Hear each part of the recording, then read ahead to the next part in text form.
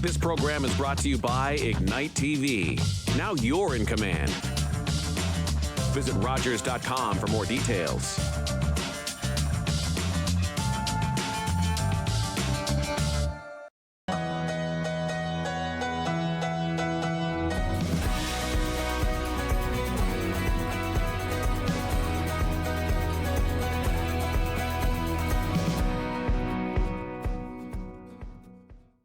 Hi, and welcome to another episode of My River District, a show all about Owen Sound, their businesses, and why locals love it here.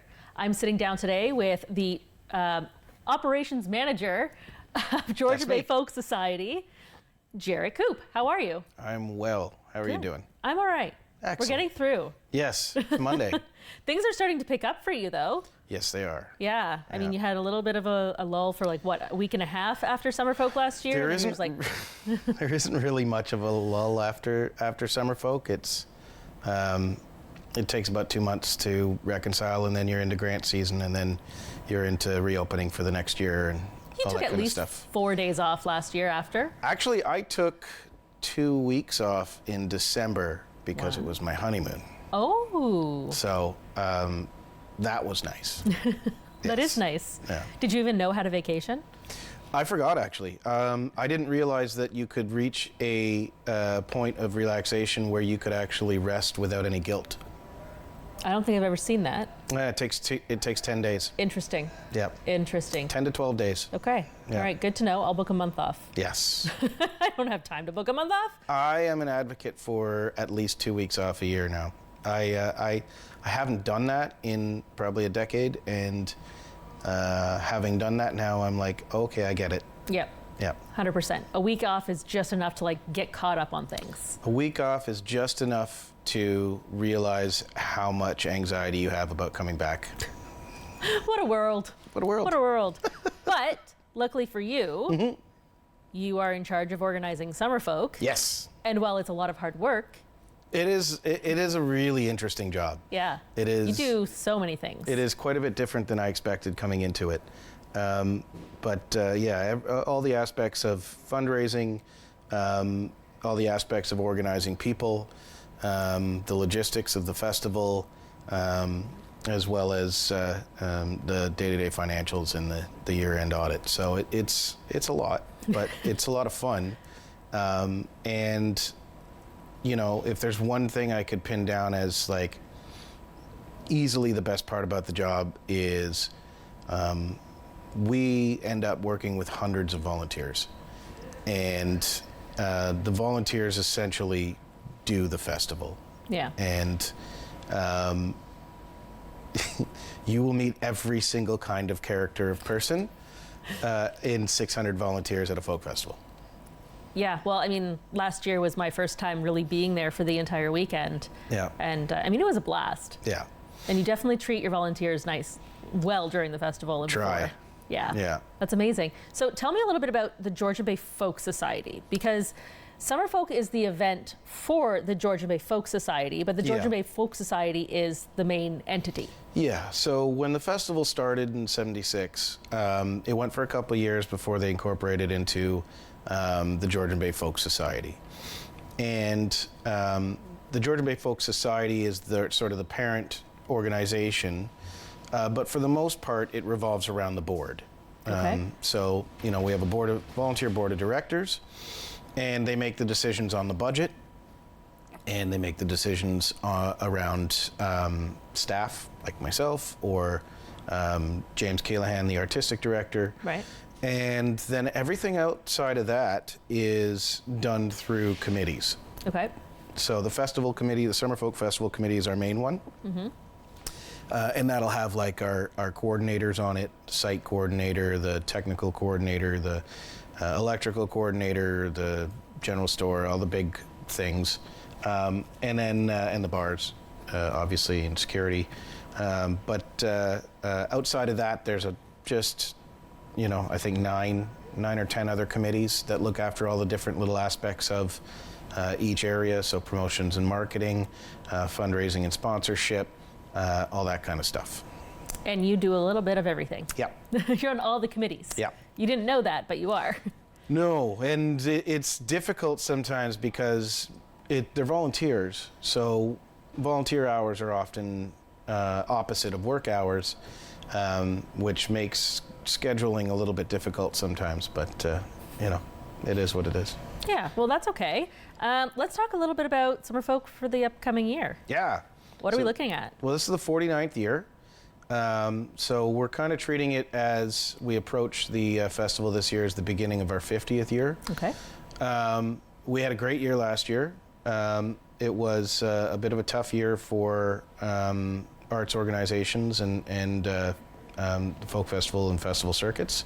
But it was a good year. And this year we are focusing really on the lesson that we all talked about learning during the pandemic was leaning into our community for support. And we feel that we really exemplified that with our small venue festival in 2021. And then 2022 was really just about getting a festival back in the park, however it had to happen, because 2022 was a year of uncertainty, we'll say. And then last year, it seemed like everything came together and everyone came back, which was great. But we all came back in a world that inflation had seriously changed the landscape for the ability to afford things that we've been able to afford in the past. So this year, what we really want to do is we want to refocus on the lesson that we wanted to learn the most out of the pandemic, which is leaning into our community. So one of the biggest things that we introduced post-pandemic is the community village. And last year it sort of exploded into 16 members. We didn't expect that because the first year we had 5 and we were just kind of testing it. Yeah, I remember speaking to you early last year, Yeah. and you were almost on the fence of it even happening. Yeah, because everyone was concerned about having enough volunteers to even staff a booth for 3 days. Right. So it was really whether or not everybody could actually even find enough people to do it.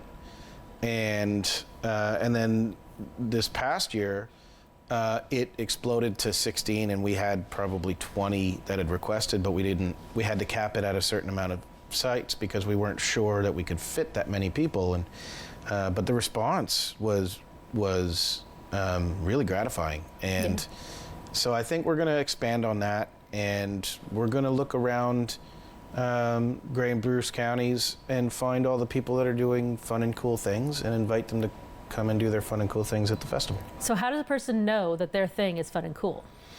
Well, I would imagine that you would probably get feedback from people doing the thing, and if it's fun and cool. What I really mean is, like, what kind of things are you looking? I was getting there. So, so for example, one of the things that we did last year was with the Georgian Bay Arts Center, and they came and did 4 workshops on the weekend of the festival at the festival, at a reduced price for people who bought tickets. So that was a really neat sort of partnership, and it worked. The way we set it up last year was you had to pre-register. You couldn't buy it at the festival because we really had no idea what the demand would be like. And what we learned from last year is that we really should do more of them, and we really should sell them at the festival. Yeah. So this year we're going to, and I'll be talking to them later this month, we're going to open it up to more workshops, and you will be able to buy them at the festival. That's awesome. Yeah. Will there be an option to still pre-register? Oh, yeah. Okay, so if you want to guarantee a spot, pre-register for it. If you get there and decide it's just something cool you want to try, talk to them. And we also may hold spots open for sale on the site. Okay. However, haven't discussed those details yet, so I have really no idea. But once we have that discussion, figure out if we want to hold a couple of spots open for each one. Sure. Because one of them did sell out really fast last year. Which one was that? It was the stained glass one, I believe. Oh, okay. Or it was one of the metal ones. I can't remember off the top of my head, but because they had a jewelry one and then they also had a stained glass one, and both those went pretty quickly. I just remember Morag moving back and forth with boxes a lot throughout the weekend. Yes. Which was great to see. And it was so nice to see those tables full of people and so much activity around those, crafts and skills and all that kind of stuff. Yeah. Well, one of the things that has been brought to my attention since I took the job is that often with these festivals, it's Summer Folk Music and Crafts Festival.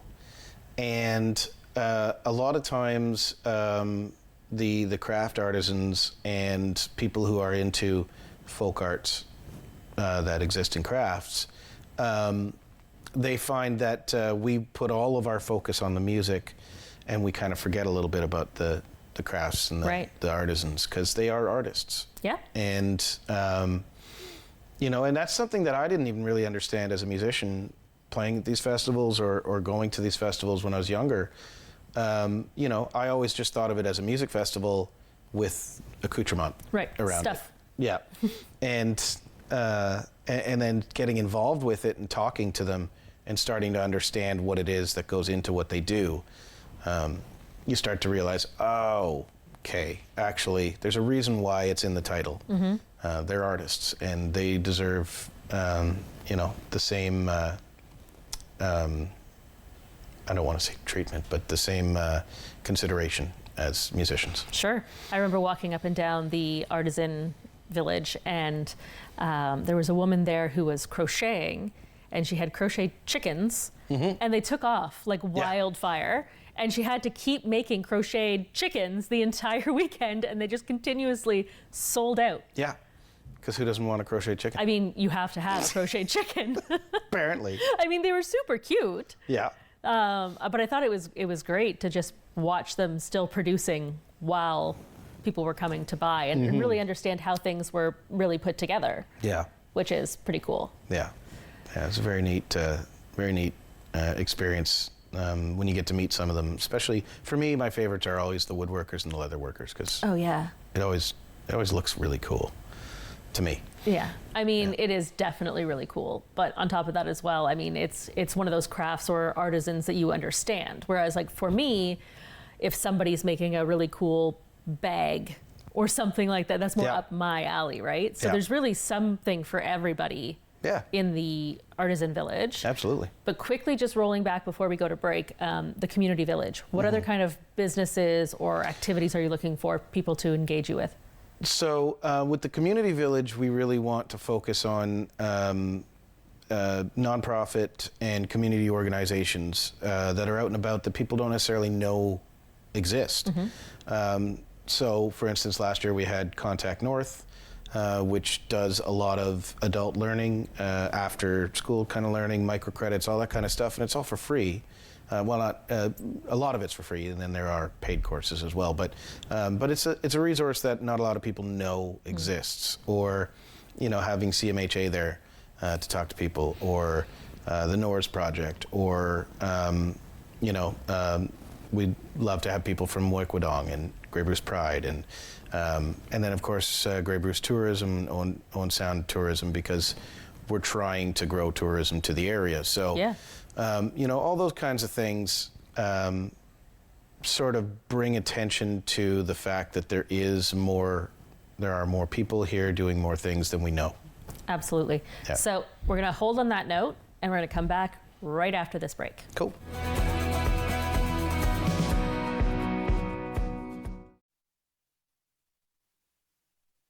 Get ready for the ultimate sports talk experience. Join us every week for the most in-depth analysis, heated debates, and special guests. We give you action off the ice and off the field with all the drama and all the fun. Don't miss out on the sports talk show that's taking the game to a whole new level. Get your game face on and join us on RTV Sports Wrap. Hi, I'm Gord Chapman. This is Ken Williams, and we're co-hosts of Weekend in the Rink on Rogers TV. Great minor hockey being played on Saturday afternoon. We got a great lineup this year, Ken. Looking forward to another great season, Gord. The hockey's been fantastic over the last couple of years, and why would this year be any different? Looking forward to some great hockey. Rogers, Weekend at the Rink.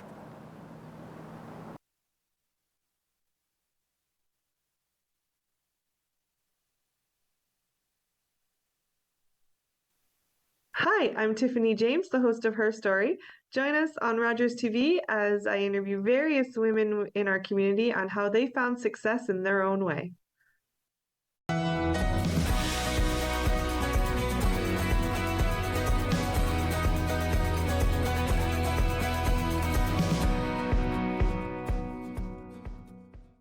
Welcome back to My River District. I'm sitting down with the operations manager of Georgian Bay Folk Society. Yep. And the main organizer, I guess, of Summer Folk, along with your counterpart. Yep. And we were just talking about the community village. We were. You had mentioned that, anybody who kind of does something cool, not-for-profits, somebody who really brings something to the community from a learning or experience. Yes, absolutely. And it doesn't necessarily have to be not-for-profits as far as like coming to the festival and being a vendor and doing things like that. Sure. But for the not-for-profits, like we're going to have the big canoe back, which Love was that. lovely. Yeah. And they'll be doing the rides around the sound. But there's other vendors out there that we'd love to have.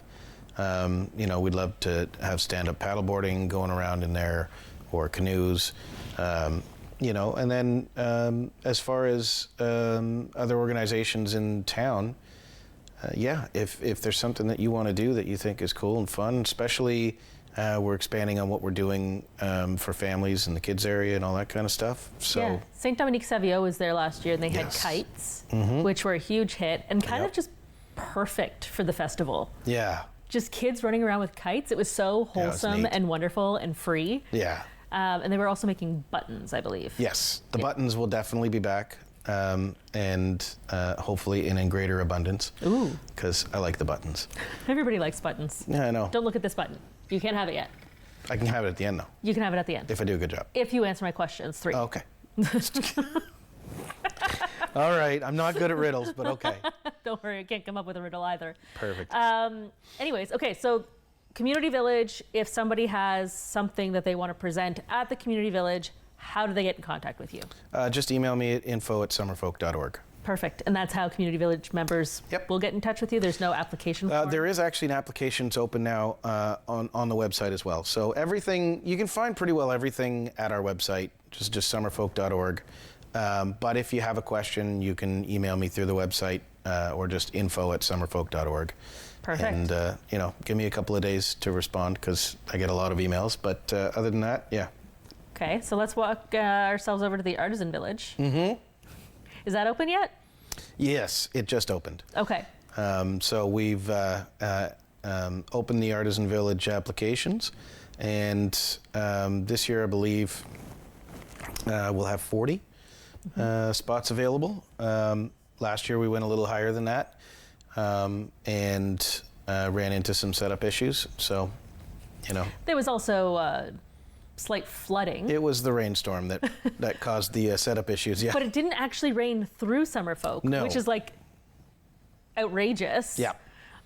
It rained the night before Summerfolk. Yes. And that a was lot. chaos. It rained a lot the night before Summerfolk. Yes. Because you bring in all your volunteers for registration Yep. and all that kind of stuff. You feed them. It's a cool and party. we're finishing the setup, so And it was we've- puddles. We've got the big the forklift out, and we're putting in the last things and bringing in the picnic tables and the front of house and all that kind of stuff. And then the skies opened up and it just poured. As you're walking into the large tent, you wanted to get inside because it was dry, but you also didn't want to walk through the waterfall that was coming off the the doorway. tent. So you really had to plan your line of attack very strategically. Yeah. But that was fun. And then I just ran into you and you were completely My strategy soaked. was different. You just went with it. I decided to just go and stand out in the worst of the rain until it was over. Yeah. Yeah, you were wet. You were completely soaked, drowned rat kind of Yep. situation. Yeah, that one, that is as wet as I have ever been from a rainstorm. That was something else. But what had happened is we had several things arrive at the same time that needed help in orienting where they were going to go. So between the beach and the front parking lot, I had to keep going back and forth. And it just happened to be right at that time was when the rain came. But it was kind of lovely to see after the fact, because the rain, I wouldn't say it caused a lot of permanent damage, but it created enough damage that things had to be changed. Yeah. Layout for artisans was changed. A lot of different things had, power Backstage was an had to change yeah. because of accumulated water there. We had to get the pumps in and the hoses out. We had to make sure that our trenches were dug for a couple of areas to try and get things out in a way that we could pack them back in. It wasn't going to harm the grounds. The other things that happened is areas that vehicles were going in and out of really started to chew up the ground, so we had to bring in the city to figure out best way around that. And what I learned is plywood roads work. Plywood roads are the answer. Okay. So yeah, the weather has traditionally been, sort of one of the bugaboos about. It's a running joke. Yeah, summer soak. That always come. Yep. To Summerfolk with a poncho or Yep. something. It will rain during Summerfolk. Yep. But it didn't rain during Summerfolk. No, it did not. Last year. It rained before, and it rained after. That's right. Yeah, because the morning after teardown, Yep. it was spitting. Yep. So, Yep. yeah. Anyways, everybody who came got a dry Summerfolk. Yes. And that was good. But it was wonderful to see all of the moving parts kind of come together and work collaboratively to get everything cleaned up. So the people who showed up that evening for the shows and for the artisans had no idea that any of this had gone down. Yeah. Which is so lovely. Well, 7 o'clock in the morning on Friday, I did my walk around after the rain, and I wanted to cry because we were so close to being set up Thursday afternoon, like fully set up and just running checks, and we had to tear down and get ready for the storm. And then it looked like a lot of the infrastructure, especially the pop-up tents, were just destroyed. By a couple hours later, by the time we had gone through all the pieces, there was actually only a couple of them that were destroyed. The rest were okay, and we got everything back up. But honestly, because of that, we actually finished our setup as far as we could allow people in about 10 minutes before the gates. It's wild. Yeah. So as people come in the front gates, they're immediately welcomed by the Artisan Village. Yep. You said that registrations are open on our website. Yep. What kind of artisans are you looking for? Well, I guess there's several different categories. There's people who work in textiles, things like you were talking about, bags, clothes, things like that. There's people who work with jewelry, and there's people who work with wood, and then leather workers that also kind of fit in there as well. But really it is anybody who makes their own stuff. Right, so it has to be handmade. Yeah.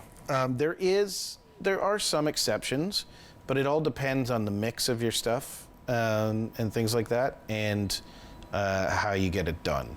But for the most part, yeah. Right, like the tie-dye, they're not necessarily making the garment, but they are putting love into it to make it those colors. Exactly. Right. Yeah. Well, that's fantastic. Yeah. So that is now open, and that is on summerfolk.org. It is. Great. Food vendors are also, application is open. Okay, so all of the applications All the are applications, the volunteer application is open. Okay. The Youth Discoveries one is opening today or tomorrow. And also, if you know any young musicians between the age of 14 and 22 that wish to one day play Summerfolk, go check out our Youth Discoveries program. We have 4 preliminary rounds, Collingwood, London, Guelph, and Toronto. Yeah, it's a pretty amazing program to bring young musicians forward. Absolutely, and sometimes the River District will have these young musicians up on the Summerfolk stage as part of the Heart of Street Sale. Yep. We work very closely throughout the year to get as much engagement with the community as possible from that respect. Food vendors. Mm-hmm. Is there anybody coming this year that you can tell us that's new? I don't know if I want to. I'm going to say no. Okay. Because it just opened, and we've just started taking in our applications. So a fair number of the ones from last year will be back. Okay. But there will be a couple of new ones. but I don't want to give away the game yet. The food was so good. Yeah, it was a lot and there of was good food. such variation Yeah. in what you could get. Yeah. I mean, like, ceviche was there, which was awesome. Yep. They're always my like go-to. But then I got fish and chips randomly. That's Yeah. like, okay, that's delicious. Yeah, the Flying Chestnut started doing fish and chips, and Yeah. it was really good. It was so good. You know, we had, and then of course Corinne's kitchen, where you get jerk chicken and all that kind of stuff, and then, you know, all smoked up and glad I ate here and Yes. all that kind of stuff. Burgers and fries and Yeah. chicken fingers and things. Yeah, That's amazing. and poutine and funnel cake, Obviously. obviously. And cotton candy. Yeah, And ice cream. yeah, and Because these are lemonade like, and yeah, hot it's dogs and all a that. must-have for any sort of festival. If you don't have these things, can you really Absolutely. even call yourself a festival? without a funnel cake. Without at least cotton candy. Okay, Yeah. I'll give you that. Yeah, fair. That's fair. Popcorn. Yeah. Okay, so all of the applications are open on summerfolk.org. Yep. Go over there, check it out. There's a breakdown of everything you need to offer as one of the vendors or artisans or youth discoveries and all of those kinds of things. So the website is really your go-to place. How many volunteers did you have last year? Over 600. Over 600 volunteers. Yeah. Which means if you're out there and you're at all interested in volunteering for this, sign up because they need your help. 600 volunteers is not easy to come by. So the community really has to get involved and come be part of the festival as much as watching the festival happen. Yeah. And sorry, you said volunteers also signed up on your website. Yep. That is the one place to go. That's the one place to go. Also that to a get lot. your tickets. Okay. Are tickets open now? Oh yeah, Okay, they've been so open for a while. We had early bird sales up until the end of 2023. Okay. And then we're in advanced ticket pricing right now, which goes till May. Okay. And then we go to regular ticket pricing until the festival, and then the gate ticket pricing. Perfect. So I have one more question for you. And that is, why do you, as a local, love it here? So I chose to move here. I was a working musician, and I still am for 30 years. And I used to do a circuit that would bring me through here fairly regularly. And the thing about this area versus other places is that it has always punched above its weight for music and art. Musicians and artists have been moving here since the 60s, and it has created this kind of place where, and you'll see it every time musicians come through and they go to a party or they go out to an open mic or whatever, and they're always blown away by the fact that world class after world class after world class person gets up, and you're just like, what's going on here? So I always thought if I had the chance to move out of the GTA, this was one of my top areas that I wanted to come to because the music and the art here is amazing. Well, and here you are. So I think that wonderful answer gets our official Locals Love It Here badge of honor. So I'm going to present that to you. And anybody else interested in Summerfolk Music and Craft Festival, head over to summerfolk.org. Thanks for joining us today. Connect with us by visiting our website or email us at comments@rogerstv.com.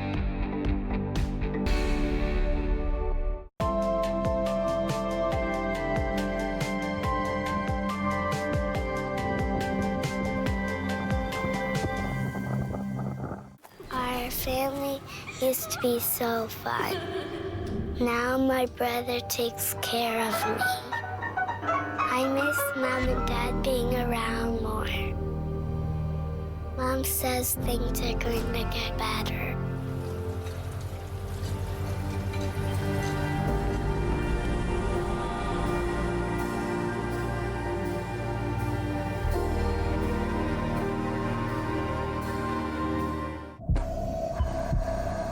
This is a man's heart, a heart in desperate need of medical attention.